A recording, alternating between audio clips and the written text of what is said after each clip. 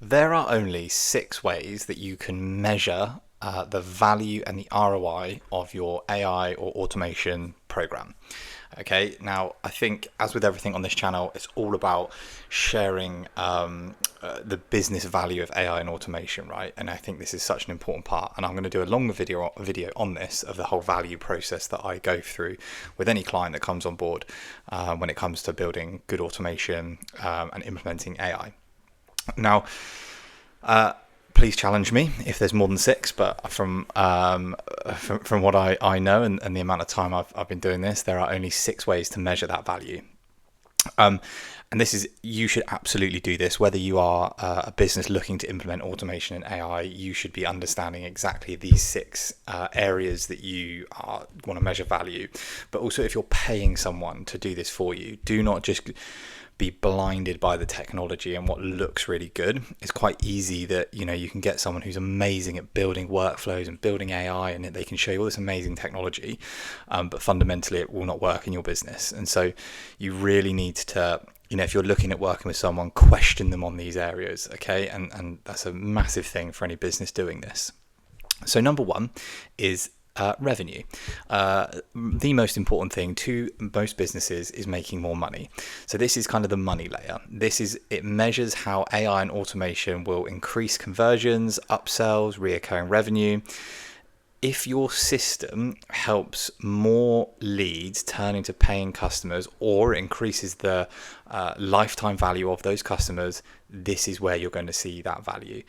And there's lots of different ways you can measure that, right? And there are hundreds of ways that you can look at increasing revenue with automation, in little pocket areas, right? So obviously the biggest one is, how can you use automation to generate more leads? And that's typically where I look at with a lot of our clients is I look at, okay, well, how can we generate more leads and more interest in our business on product, and then get those leads to convert? Okay, revenue, easy to measure, right? Very, very, very simple. The next one we look at is quality. So this is around accuracy. So it tracks how much automation will reduce the mistakes, the reworks, or inconsistent outputs, right? If your processes become more reliable, and it's called first time right, so get it right for the first time. Don't do something, it goes wrong, and then you try and recover it. You get it right on the first time, you get better customer outcomes and fewer problems internally, right? So if you can increase the quality of your work and your output through automation and AI, you can then start to measure that, and you can see that if your first time right percentage jumps up, you're getting better quality from your AI and automation. But be warned, it can also go the other way. AI and automation can also create more inconsistencies, right? So again, you have to be careful what you're looking at doing. The third way that you can do is around trust. Okay, so this is around the experience and the reliability of your product or service. And typically what you might look at is building automation or implementing AI where it improves your customer satisfaction. It might improve response times. It might improve your service consistency. And you can start to track that, and you can start to track customer satisfaction scores, right? You can track response times.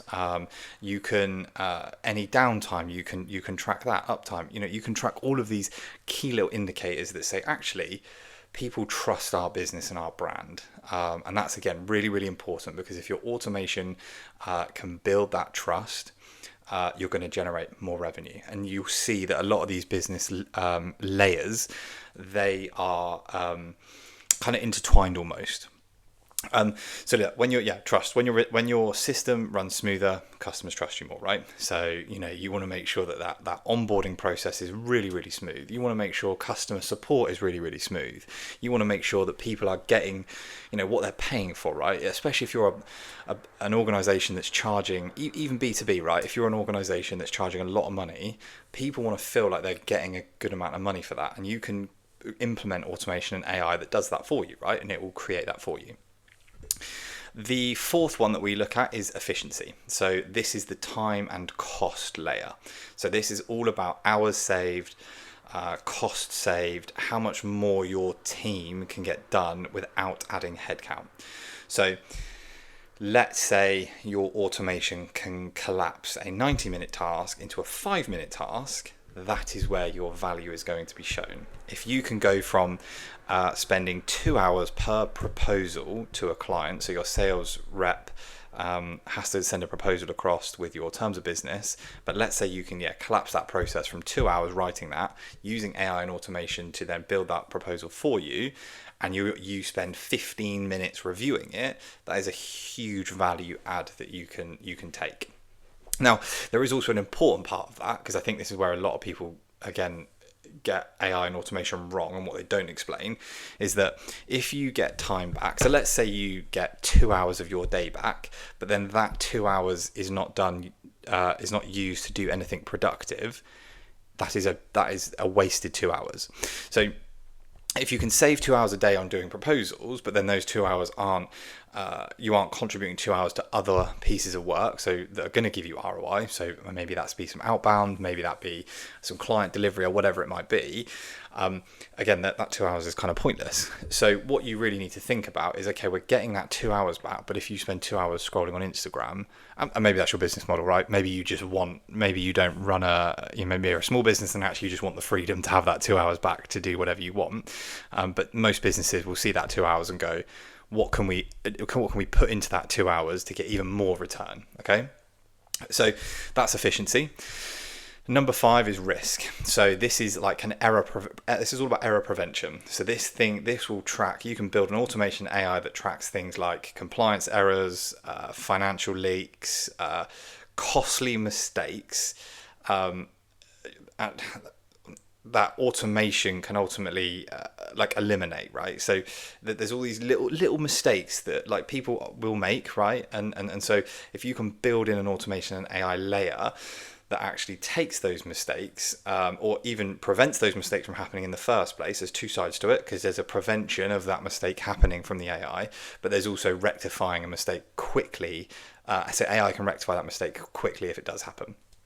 So if, let's say, we have an automation in finance that spots a leak within your financial data, okay, well, let's say you've sent out invoices that are worth 10,000, but actually you've only collected 9,999.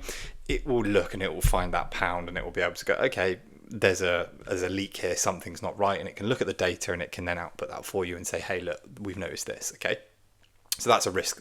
And there's, within each of these, by the way, there are lots of other examples. I'm just kind of giving the basic kind of quick overview.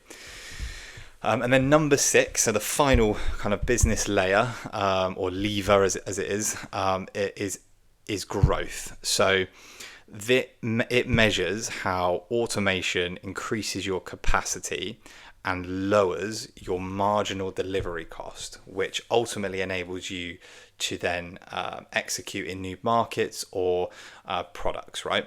So if automation lets you serve more customers without hiring more people, that is what a growth action looks like, and you can measure that.